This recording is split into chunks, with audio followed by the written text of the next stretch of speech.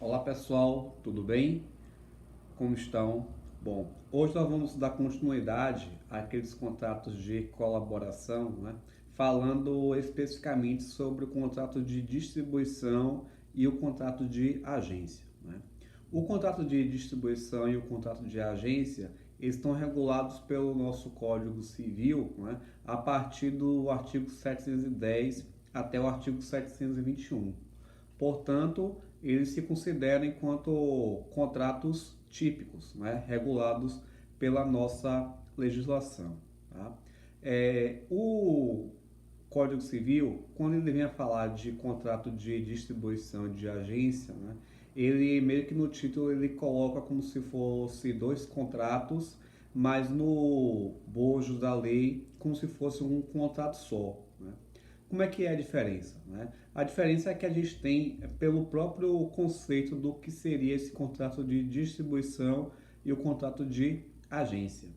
Pelo contrato, né, você tem duas figuras, né, que é a figura do proponente e a figura do distribuidor, onde o distribuidor, né, por sua própria conta, né, risco, de forma não eventual e sem vínculo de dependência com o proponente, ele assume a tarefa de fazer a distribuição, né, ou agência de produtos, marcas ou serviços, né, mais geralmente produtos e marcas, do proponente para a figura de determinada região geográfica. Né?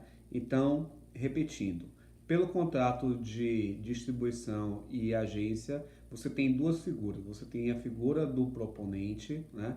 Que é o proprietário daquela marca ou daqueles produtos que vão ser distribuídos, né, por este contrato, né, para o distribuidor ou para o agente. O distribuidor ou o agente, eles têm o papel, né, de que em determinada região geográfica, né, de forma não eventual, né, sem dependência econômica, né, ou jurídica em face do proponente, salvo o próprio vínculo jurídico em si, né, fazer ali a divulgação e a negociação de produtos e marcas e chegando até mesmo a serviços, né, do proponente. Tá? Como é que a gente tem a diferença se naquele contrato você tem um contrato de agência ou um contrato de distribuição? O código, como falei, ele não fala efetivamente sobre essa diferença, né?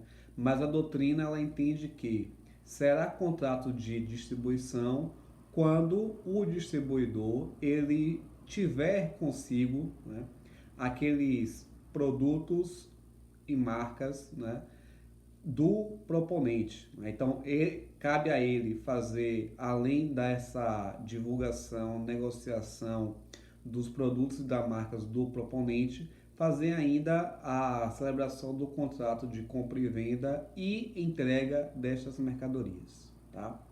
Já o contrato de agência, ele vai ser apenas um contrato de colaboração por intermediação. Né? Então, o agente ele atua em determinada região geográfica nos termos do contrato, né, de agência, onde nesta região geográfica ele faz a divulgação e a propagação de produtos e marcas do proponente. A partir disto, ele celebra negócios de compra e venda desses produtos e marcas, né? E fica a cargo do proponente, né, fazer a entrega, a tradição destes produtos negociados junto ao próprio adquirente. Tá? Então, pela agência, cabe ao agente então fazer apenas esta negociação, certo? O artigo 711 e seguintes, né, eles estabelecem determinadas características e elementos contratuais quanto a esse contrato de agência ou esse contrato de distribuição. Tá? O primeiro deles é que o artigo 711 ele fala sobre o dever de lealdade, né? Então, via de regra, apenas um distribuidor ou um agente atuarão para o proponente dentro daquela região, né? Dentro daquela zona territorial, certo?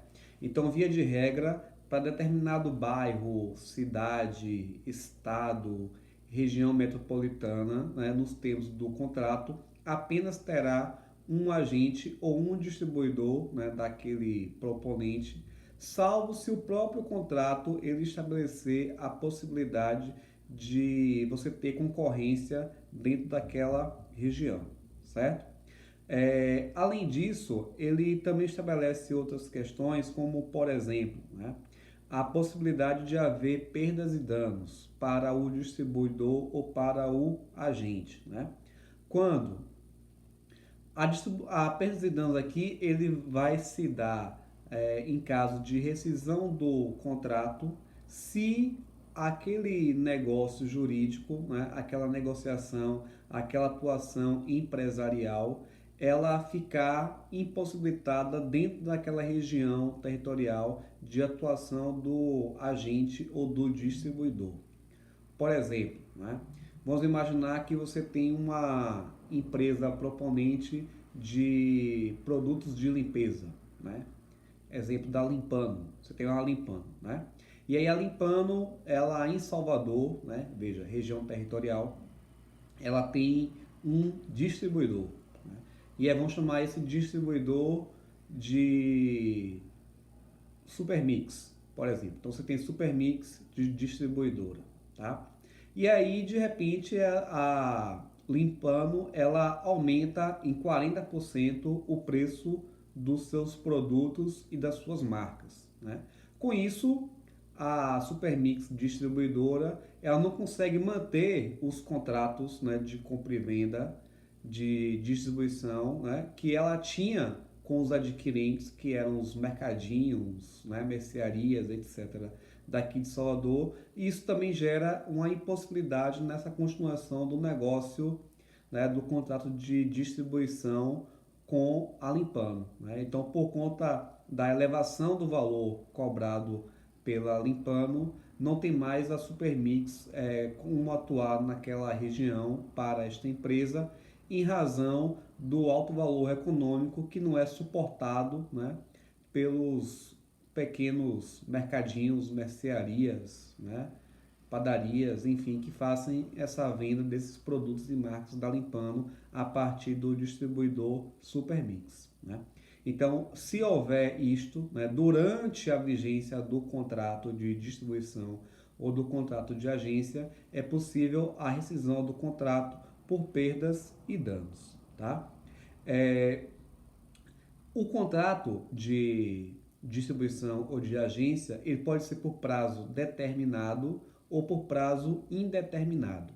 Se ele for por prazo indeterminado, né, a pessoa que quiser romper com o contrato, né, seja ele o proponente, o distribuidor ou o agente, né, se for um contrato de agência, ele tem que fazer isso com a data de pelo menos 90 dias, né? Então ele comunica hoje e a partir de hoje ele atua por apenas 90 dias, quando nós então a partir daí essa extinção do contrato, né, empresarial. Se o contrato ele for por tempo determinado, né, existe obviamente a possibilidade de uma renovação deste contrato ao seu término, né, ou em dias para terminar esse tipo de contrato, certo? Acontece o seguinte, né? O artigo 719, ele também autoriza, por exemplo, o direito de recebimento pelo contrato de distribuição de agência, né, para os seus herdeiros, né? Entretanto, isso acontece, né, quando o distribuidor ou o agente ele é uma pessoa física, né? Veja que no artigo 710 ele fala de pessoa, né? Então, ele ao conceituar o contrato de distribuição de agência, ele não fala se essa pessoa é uma pessoa física ou uma pessoa jurídica. Mas o artigo 719, por exemplo, ele fala sobre o direito, né, de execução ou de recebimento dos serviços prestados, né, pelo agente ou pelo distribuidor, se houver a cessação da atividade por motivo de força maior e a impossibilidade da continuação da execução do contrato. Então, por exemplo, você tem lá um distribuidor da limpando, né? E esse distribuidor, ele na verdade é uma pessoa física, né? Então não esqueça o exemplo da Supermix, pessoa jurídica, né? Então ele é uma pessoa física. Exemplo, Mateus, né? Então Mateus, ele é o distribuidor dos produtos da Limpando, certo? Mateus, ele é um chefe de família, ele tem 2 filhos e tem uma esposa, tá? E aí quando ele estava lá no bairro da Fazenda Grande, ele foi surpreendido com um assalto, né? E aí, a partir desse assalto, ele veio, por exemplo, a ficar tetraplégico, né? Ou ele veio a falecer, né? Então, como você vai ter aí uma impossibilidade, né, de continuidade quanto a essa prestação, né, do serviço, a continuidade desse contrato, né, em caso de falecimento, né, ou de impossibilidade de que Mateus venha perante a empresa proponente procurar receber seus valores devidos pelo serviço até a data, né, pelos negócios, na verdade, né, até a data da ocorrência desse caso de força maior, né, que foi o assalto, que gerou o seu falecimento, né, ou a sua incapacidade para o trabalho, podem, no caso, seus herdeiros fazer esse tipo de cobrança, né, de acordo com o artigo 919 que nós temos lá no Código Civil, tá? Outra questão importante aqui, né, é que por esse contrato de distribuição ou contrato de agência, ele se dá a partir de uma atuação territorial, né? O distribuidor ou agente, ele vai receber todos os valores por esta negociação que acontecerem dentro dessa região territorial pela proponente, né? Então, todos os produtos e marcas que foram vendidos em Salvador da proponente, né, serão devidos à empresa Supermix, né? Mas vamos imaginar o seguinte, né? Fulaninho de tal, que a Supermix não conhece, né? Vender o produto lá também da Limpando, né? Então, se, por exemplo, o contrato ele for um contrato de exclusividade, nos termos do artigo 711, essa venda, né, também é faturável, né, para o distribuidor ou para o agente, dado o contrato de exclusividade, certo? Então, isso também está lá colocado no artigo que nós temos no artigo 714, desculpe, né, do Código Civil, tá?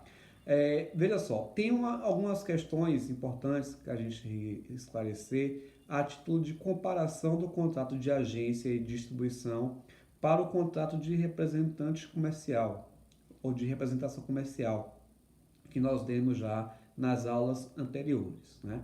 Existem algumas diferenças, né, e semelhanças, obviamente, né? Vejamos primeiramente as diferenças. Pela lei que regula o contrato de representação comercial, é necessário que, se esse representante ele for pessoa física, ele precisa ser devidamente cadastrado, né, no órgão de controle de representação comercial, né, que a gente já viu, que inclusive se dá a partir de um órgão público, uma autarquia, né? Se for pessoa jurídica, obrigatoriamente você tem que ter o registro perante a junta comercial. Já levando aqui para o contrato de agência e de distribuição, nos artigos 710 e seguintes, ele não fala sobre esse registro por parte do agente ou distribuidor se ele for pessoa física, tá? Outra questão importante também é que no contrato de representação comercial, né, o representante ele tem um contrato de exclusividade ou não, né, seja com a empresa representada ou seja também em razão da relação da territorialidade, né? Então, por exemplo, você tem um contrato de exclusividade para atuar em determinada região, em determinado território, né? E você pode ter um contrato de exclusividade para determinada empresa representada, né? No caso aqui do contrato de distribuição e de agência, ele tem uma limitação. Por quê? Porque ele só fala sobre a questão da exclusividade em razão efetivamente do critério territorial, né? Então, o artigo 711 ele fala se esse contrato de distribuição e agência ele vai ser exclusivo em razão do território, né? Ou seja, em razão apenas da figura do distribuidor ou do agente. Então, ele não fala disso, por exemplo, em razão de concorrentes, né, do proponente ou de outros produtos e de outras marcas. Então, daí a gente tem essas diferenças entre o contrato de representação comercial e o contrato de agência e o contrato de distribuição, tá? Então, eles são também distintos, tá? Outra questão importante também que a gente tem frente a isso, né, é que o contrato de distribuição de agência ele é um contrato que tem uma liberdade econômica muito maior, né, do que no contrato de representação comercial. Por quê? Porque a gente viu que lá no contrato de representação comercial, o representante ele tem que seguir determinadas regras, né, e normas, porque ele é um representante, né, da empresa representada naquela região territorial e ele atua perante os adquirentes, né, que são fornecedores, vendedores, comerciantes, enquanto um representante efetivo, né, daquela empresa que ele representada. Ao contrário daquilo que você tem no contrato de distribuição e de agência, onde você tem um contrato de intermediação, né, onde esse contrato de intermediação ele vai ser para a venda, a entrega de produtos e marcas, quando ele for de distribuição, ou ele vai ser apenas de aproximação, né? Contrato de colaboração por aproximação, que é o caso do contrato de agência, onde ele vai apenas servir como ponte para aproximar a figura do proponente e o adquirente, né? Que é o comerciante, que vai adquirir o produto, as marcas, para vender para o consumidor final, tá certo? Então, qualquer dúvida, coloca por aqui ou então no Clesso. Um abraço e até o próximo.